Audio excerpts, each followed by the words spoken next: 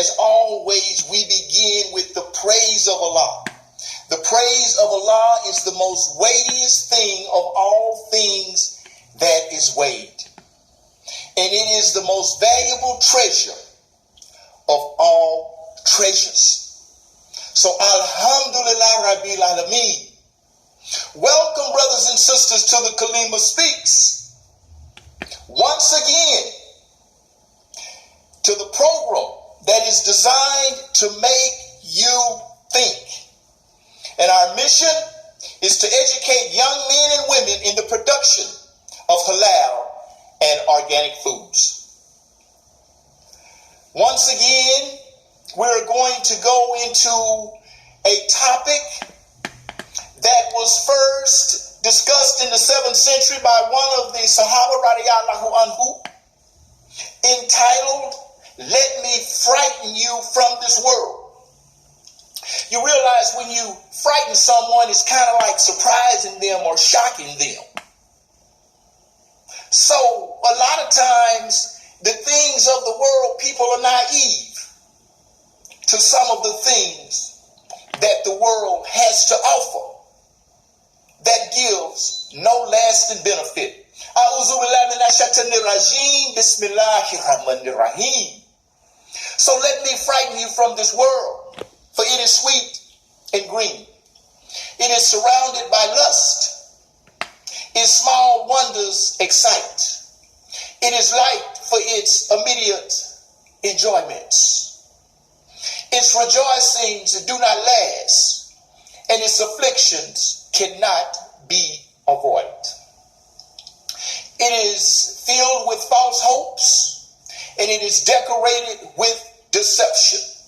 It is deceitful, it is harmful, it is changing, it is exhaustive, it is liable to destruction, it eats away, and it is destructive. And all of the rejoicing that comes to us in the beginning, in the end, there will be a hardship. And all of the comforts of the world that come to us in the front, in the end, there will be a hardship. And the gentle rain of ease will not shower down on you in this world, but a bitter downpour of distress will fall upon you. And this world is just worthy of supporting a man in the mornings and forgetting who he is in the afternoon. It is sweet and pleasant on one side and bitter and distress on the other. What a magnificent description. What an in-depth, detailed description of this world that so many people are attracted to.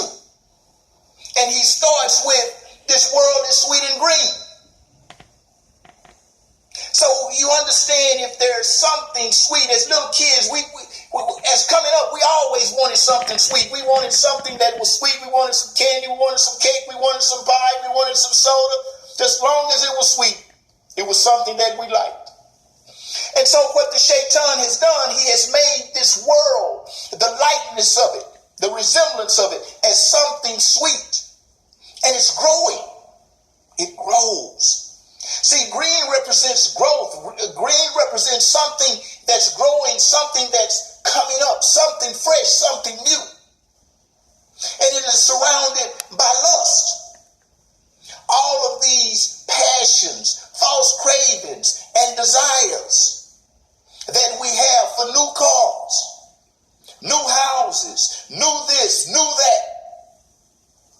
You want everything in a hurry. We're living in a microwave world. See, this is what we want. Everything fast, quick, and in a hurry, because you have this desire, you have this craving for it, and you want it right now. You have to understand that this world, there's what's called false hopes. And that's going to be something that is a fantasy, a mirage, some type of fantastic notion that in the end it has no substance. It has no decorated with deception. You know, when you decorate something, you put some ornaments on it, you make it real pretty, you beautify it. And that's what Shaitan, Satan, the devil, the god of this system, that's what he has done. He has decorated this world in deception. It is deceitful, meaning you can't trust. You can't put confidence in. You know, and this is a very, very terrible situation to be around someone who is filled with deceit, someone who is not honest, someone whose motives and their intentions are not right. They're trying to hoodwink you. They're trying to fool you. But this is the way the world is. He said that this world is harmful. That means there's something injurious, something that's going to hurt you, something that's going to cause you maybe some permanent pain. He says it's changing. See, there's nothing permanent about it. You know, one day it's this way, the next day it's another way, and the day after that is something else, and next week is something else, and you're trying to find out, well, where can I get some permanency? Where can I find some stability? See, because we, as Muslims, we believe in constancy. We believe in patience and in joining in the mutual teaching of truth. Allah subhanahu wa ta'ala has instilled in us patience. Patience. Good things come to those who wait. And I have found through many years of life that this is a truth. This is a truth. And it goes on to say concerning this world that is exhaustive. It'll wear you out. You're tired. You're wore down. I'm trying to get some relief. I need just a little bit of rest. If I could get another hour or two of sleep, I would be okay. You know, there's been times where I was out driving early in the morning and I've seen people who have stayed out all night long out there in those streets, out there in the dunya, out there in that world. And they're barely getting around. They can barely move. You know, one step in front of the other. You can see as you're passing by, you're looking, and they're just wore out. Because that's what the world does. It is exhausted, and it eats away. It chips at you just a little bit at a time. A little bit today, a little bit tomorrow, a little bit next month, a little bit next year, until finally it has consumed you. Where is your spirituality? Where is your mentality? Where is my physicality? Everything is gone. The world will consume you. And it is liable to destruction. Minister, liable to destruction. Explain that to us, please. Well, we all remember just a year or two ago when the people were there in Las Vegas. They had gone on an outing. They had gone to a particular event.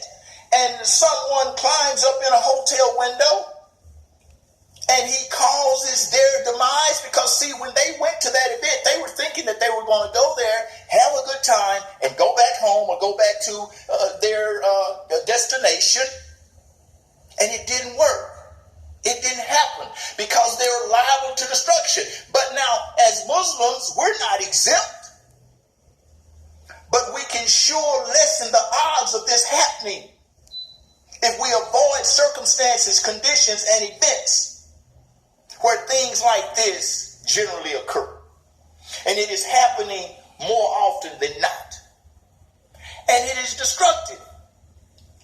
Somewhere there's going to be a problem. Somewhere there's going to be something that causes you some adversity.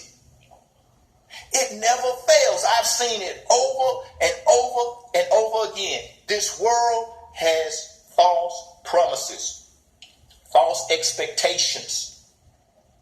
It shows you only mirages. Whereas when you think about the permanency, when you think about the stability, when you think about the power of Allah subhanahu wa ta'ala and what he has done through Islam, what he has done through the Prophet Muhammad sallallahu alayhi wa sallam, it makes you want to say, Alhamdulillah, Allah Akbar. Because it offers a better system of life. It gives you some stability. See, it's not surrounded by that which is false. You know, the Quran says that it knocks the brain out of falsehood.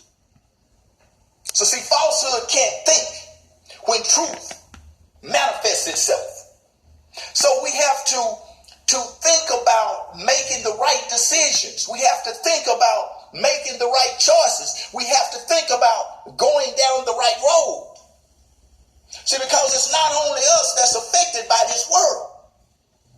Everyone living in this world is affected by this world.